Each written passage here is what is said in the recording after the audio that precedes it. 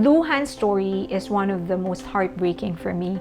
One of the ones that most heartbreaking I've ever read. It reminded me of this art exhibit, the one that was the name of the art. It was actually a hydraulic arm, and it was called Can't Help Myself. The hydraulic arm was designed to leak fluid from him, and the hydraulic arm needs to push it back towards him in order for him to continue surviving.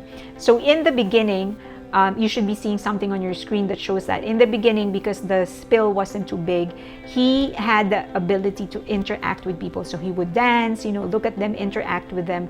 But then eventually the leak became so big that he didn't have any time but to actually try and pull the fluid towards him for him to continue surviving. And it was sad because his life, his existence was actually already designed to be tragic, and yet he lived out his life trying to survive. That's the same thing with Luhan. She was destined to, she had a expiration day. So she was allowed to leave on earth to be amongst humans and live and be with us and love us, but she knew that at some point she had to go back to heaven, but she still chose to live that life even though she knew it was bound to have a tragic ending. So in some part of Vietnam, their Taoist religion is very strong, and according to their belief, there are 3 pure ones, and one of them is the Jade Emperor. So the Jade Emperor had 13 children, and Luhan was one of them. And so the story on how she went to Earth has different incarnations. So the first incarnation is that it involves a peasant. So the peasant's name is Le Tai Kong. So his wife was actually pregnant, and at some point he lost consciousness during the pregnancy, and he had the dream of a little girl who happened to be the daughter of the Jade Emperor, and she broke his favorite cup, cup, but this is a tumbler, but so that a cup. So she broke it, and as a punishment, she was sent to Earth. When he woke up, when the peasant Le Tai Kong woke up, his wife already gave birth, and they called the child Yang Tian. But in his mind, this is the child that was punished by the Jade Emperor.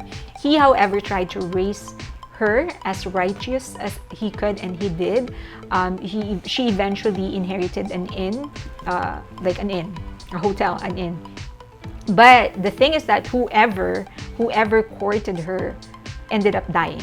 So I don't think she's a serial killer. So it's probably just the curse of the life that she was about to live, because this is a temporary stop for her. Nothing permanent can happen.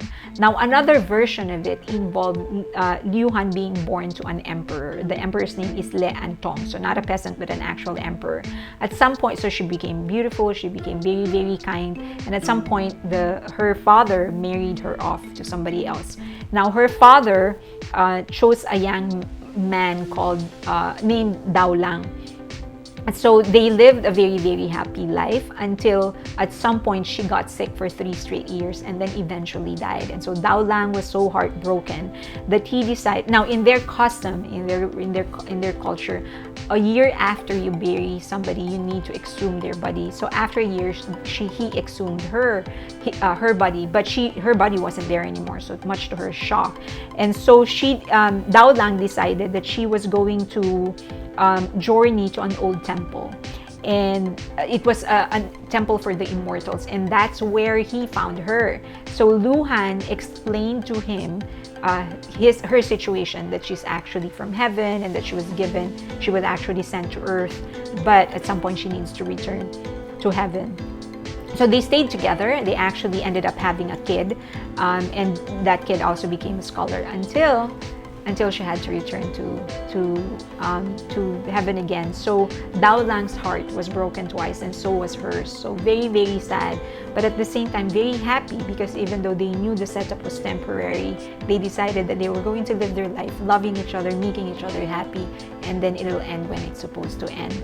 Now, there's another story and another incarnation of Luhan, and it tells of Sin, another scholar. Now, Luhan was convinced that Sin was an incarnation of an ex-lover. And so she decided to leave. So remember, this is this is another incarnation of her story. And so she decided she was not going to pursue her studies anymore and pursued sin instead. Now, Luhan, so they became together, they lived together. But then at some point, again, she had to return to heaven and leave him behind. Okay, now in this last incarnation of her story that I'm going to tell you, it was actually Luhan who wanted to go to Earth. So he asked the emperor, the Jade Emperor, to allow her to come to Earth. Now she was sent to Earth with two other fairies named Ke and Ti. Now these two, together with Luhan, went around the Earth blessing those that were good. So if you're a good person, they would bless you, and if you're a bad person, they would punish you. Now it terrorized the entire country, that the government, so they built a temple for her. She had a temple. Now the government, in an effort to try and stop her, actually destroyed her temple. But that was the wrong move, because she even wreaked more havoc in the entire country. And so to try and appease her, they approached her, apologized, and said, what do you want? So she wanted her temple to be rebuilt, which they did. And they called her the Luhan Ma Hong Kong Chua. Sorry, one more time.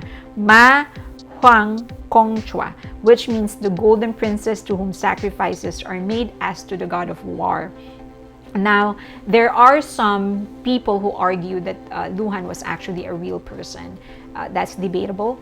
But as I've said, what I do know is that at some point her followers became so loyal that the communist government actually tried to stop it and tried to control the followers, but they couldn't. It became so big that now they actually celebrate the Pure Brightness Festival in her honor. So they celebrate it on the third day of the third lunar month, which is the anniversary of her death. That's Luhan for you. I think if there's any lesson to be learned, is that you just, to a certain degree, all of our fate, all of our destiny, all of our life is already designed for us, in that we all know we're going to die. But don't let that stop you from living your best. Just do it, loving as much as you can, caring as much as you can, and when it's time for you to go, you just go.